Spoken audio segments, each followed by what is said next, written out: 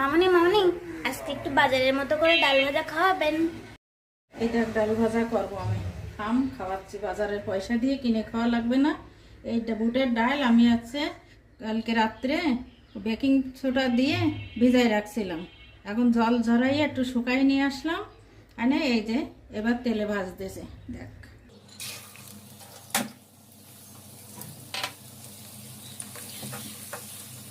ভাজাটা এরপর বাদাম ভাজবো, একসঙ্গে মিশাই দেবো না। তারপরে এটা 1 মাস ধরে রেখে খালেও কিচ্ছু হবে না। এই দেখ, ডাল ভাজা হয়ে গেল, দেখছিস? এবার এই তেলের ভিতরে বাদাম ভেজে নেব। দেখ, এবার বাদামগুলো ভেজে দিচ্ছি এর সঙ্গে। এই তেলের ভিতরে বাদামগুলো একটু ভেজে নেব। দেখো বন্ধুরা, আমার বাদাম ভাজা, আমি সেই ডাল ভাজছি, আবার কিছু বাদাম ভেজে দিয়েছি। এবার একটু এই যে সন্দক লবণ দিলাম, দিয়ে একটু মরিচের গুঁড়ো দিলাম। থাকো তোমরা তাহলে।